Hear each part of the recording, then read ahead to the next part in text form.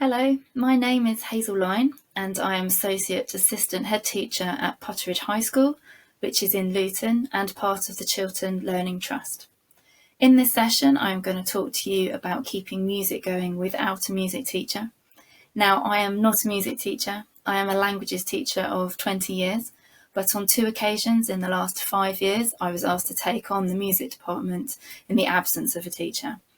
Now, these were for 2 different periods of time, one for 5 months and one for a year. And what I'm going to share with you in this session is a hybrid of both. Aspects that help me to make sure that music culture kept going in our school. Now, when you are given a situation like this, it's important to review it and just look at it first and see what is going on. How is music going in the school? Are there groups going? Are there not groups going? Are there students who are involved or not involved and should be? What is it that the students need? What do they want to do? Nigel Morris, a tech entrepreneur, said recently in an LU EduChat webinar, dive into change, look for the opportunities. This definitely was a period of change and there were lots of opportunities to be had. Now, Will Smith, who is CEO of the Greenshaw Trust, also said, be courageous and deliberate, occasionally safe, not hopeful. This was referring to leadership styles, but it was the same when taking on the music department. Had to be courageous in what we were trying to do and deliberate, making sure that our plans met the needs of our students. Occasionally safe, because you can't be too risky. Some risk is good, but not all risky. And you've got a budget to maintain as well. And not hopeful. Everything's got to be planned for. Whether you're going to change your plans mid-year, that is absolutely fine.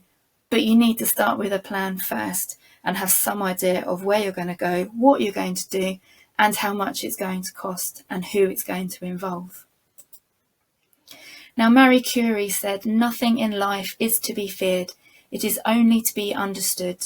Now is the time to understand more so that we may fear less. Now, as I said, I am a languages teacher and I wasn't a music teacher. I am a musician. I sing and play flute and piano, but I haven't got the skills and the expertise to teach those to people. I couldn't accompany people. I could explain about a piece of music, but I didn't have the experience on how to acquire those skills and those analysis skills for students for themselves. So there was a lot to be understood. There was a whole spec to be understood for the Key Stage 4 class, but it wasn't to be feared. You just have to dive in and look for all the information, and then it all becomes clear and far less scary. Now, when you're doing this, it's really important that you remind yourself that you're not on your own. You don't need to be on your own. You might have been given this task on your own, but you need to collaborate. You need to build a team. In this instance, I was looking for people inside my school who were interested in music. I knew that nobody had the time to give to sit in the music department at lunchtime. Everyone is so busy. You know, teachers are busy all the time. And I was doing this alongside my day job of head of languages and some senior leader roles as well, and a pretty full timetable. But it was important to me to know who the musicians were in school and who had a passion for music, who liked going to gigs, who was interested in what musical talent the students had. And it was there that I would get the odd line of encouragement, like in the staff room or in the corridor, and it was really, really supportive. So this may have come from a math teacher, drama teacher, history teacher, geography teacher, pastoral leader, head of pastoral, data manager. Of course, my line manager was also very helpful, but those conversations were more strategic. But it was really encouraging to have these one-liners from people. Oh, Hazel, how's music going? Oh, I heard so-and-so was doing that the other day. It sounded really good. They've come on a long way. It's really, really encouraging to have those conversations and to keep that discourse going throughout the school year. But like I said, there weren't people who could give their time. So I needed people brought in from the outside to help me. So we did have to pay for that time, but that's fine. That's what the budget was for.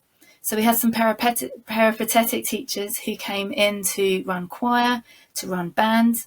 But I also had a sound engineer who came in to help with recording students, to help with putting on events. Also a highly skilled musician who helped with accompanying students as well. So although those seem to be quite high one-off costs, they are just one-off costs. And at the end of the year, they don't amount to much, certainly not to the amount that it would cost to have an actual teacher in there full time. So it's important to collaborate with others and to build a team. You'll notice there it says music at Putteridge. When I take on a project, I like to give it a bit of branding. So you put this image, this logo on everything, on posters, on tickets, on newsletters to parents, on Facebook, so that students see it everywhere. And students feel part of something that is growing, a culture that is growing, and the staff feel part of it too. Professor Matthew Craft of Brown University said that when there's a collaborative move to improvements, everyone benefits. Now, what was brilliant about the peripatetic teachers and the sound engineer is that they were all on board with me. They all had the same vision. They wanted music at Putteridge to be great. They didn't just want to keep the department ticking over until a real teacher came along. They wanted to make something of it that was really, really good. And so when we're all moving in the same direction, everyone benefits. The staff benefit, the students benefit, and the parents do too. David Weston from the Teacher Development Trust also said when teachers thrive, students succeed. Now, this may seem quite an obvious thing to say, but it's really important, and it's important to make sure that you use the tools available to make sure that you thrive as a teacher, that you enjoy it, that it doesn't seem this huge task that you've got to take on, that you're using other people's expertise to help you, and in that way the students get a much better experience from it. So we wanted to make purposeful change. We looked at, so I'm saying we now, not I, because I had a team around me. We looked at what students' needs were, what they were interested in. We're not a school full of orchestral instrumentalists. We are a school that is full of singers, keyboard players, some guitarists, some drummers, the odd rapper. There is the odd violinist and the odd trumpeter, but essentially it was singing and bands that people were interested in. So the picture on the left is our largest music room, but it's only a third of the room. It's a very, very large room. And on the right is what we turned it into. So we repaired instruments, we bought new instruments, so we bought a new keyboard. We didn't have a keyboard that was worthy of performance in assemblies and easy to move. So that was a priority. But we created this band type, this studio type setup. It also had it was about 4 microphones for singers, and also had recording facilities should we want to do that. Students really enjoyed using this, but of course we'd set it up and then it was time to make sure that students did use it. So this is what we did. We started by getting peripatetic teachers in to do a day of workshops. Now these were free for students. They could just sign up if they were interested and just come and try all the instruments that we were offering for lessons, but also in the band context. So we had people learning how to play keyboard, how to drum. You've got people around the piano there singing. There was bass guitar and acoustic guitar lessons going on. So they had about 10-minute tasters. And then from that, some of them had peripatetic lessons. They had weekly lessons. And then they got together to form bands as well. It was really important that as we're growing a culture and giving them opportunities, that there is always a goal to aim for, whether that is collective as a group, like a choir, or individual. Obviously, it takes a while for musicians to gain in confidence and especially for performance. So we focused on 4 main events for that year. So at the end of the Christmas term and the end of the summer term, so there's 2, we have a whole school end of term end of year assembly, which you can see in the bottom right hand picture. That's only about half the school. It has been a great occasion to have our students playing in there, and to have all the teachers and students appreciating the efforts that our students have gone to in their weekly preparations. Bottom left is a picture of Battle of the Bands. That was a local event put on by the Luton Music Mix, otherwise known as Luton Music Service. A great occasion, really, really good fun, showcasing lots of bands from different schools, and the sixth form college as well. So the standard was high, but it was a lot of fun, and we've done that twice now. The top pictures are a talent showcase that we put on in the March. So we gave ourselves 2 terms to build up skills, to build up confidence of students using the studio setup. And then we put on this evening of talent, and some of the students there, well, they all did. They all really, really shone, but it was a great evening.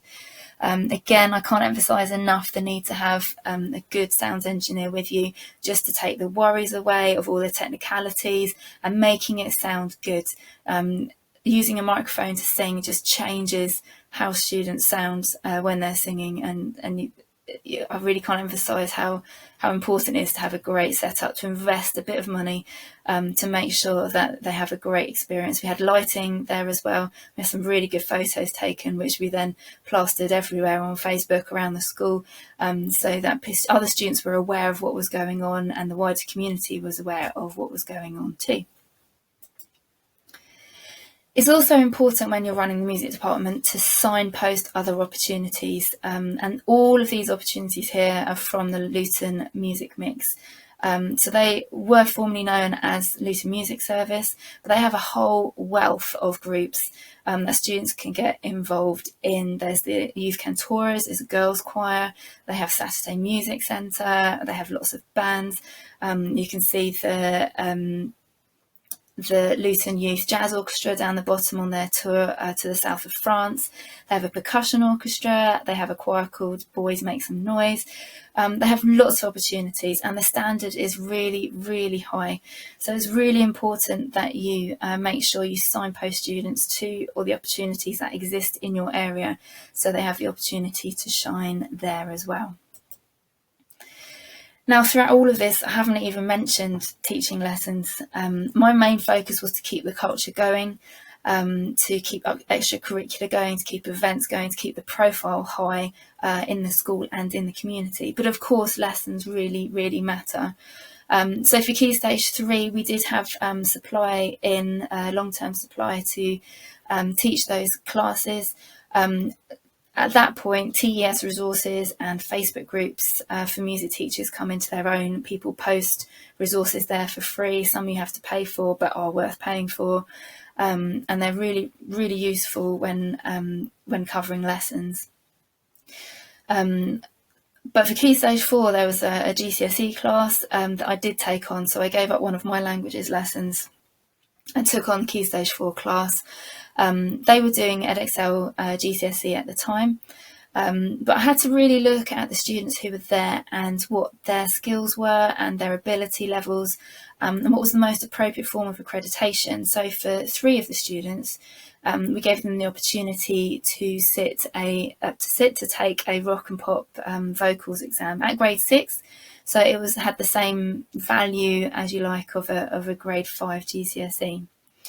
The 3 students we had doing it were mostly pupil premium, and we had their peripatetic lessons paid for, and that was really successful. I was very pleased that they had the opportunity to do that. So teaching the curriculum is very important. You have to keep it going because you have to keep the Key Stage 4 lessons going in particular. It's a bit like a chicken and an egg situation. You're not going to attract a music teacher unless you have high top end lessons for them to teach, but you're also not going to get the students for your high top end lessons unless you have a suitably qualified teacher. So it was a really difficult, potentially difficult situation, but you had to keep it going and make a success of it to attract staff. I'm very pleased to say that since the last time I took this on, we've had some great music teachers, and our music department is going from strength to strength now. So setting up the culture is one thing, but embedding the culture so that it is truly set up is something else. And for this to happen, you have to be the culture. You have to ooze music. You have to ooze encouragement. Be enthusiastic, and so that students know that is what you are about. It's very, very important. So just to review what I've gone through this in this session, when you're tasked with taking on something that is not in your usual remit, you need to review the situation to start with, work out what the needs are, dispel any fear, and look for ways of taking that fear away. It's basically because you have to understand more, so you just got to look into the information. You need to collaborate and build a team. It's worth getting those people in. I had a budget of £4,000 and I managed to pay for the studio setup and getting the sound engineer and the peripatetic teachers in to repair some instruments as well. But it was £4,000 well spent, so made sure I spent every penny. We made purposeful change and it created a lot of student interest. We gave them aims, we gave them goals, we gave them opportunities to shine. We signposted other opportunities, made sure that the lessons kept going and that they were growing as well. And then most importantly, being the culture. Thank you very much for listening.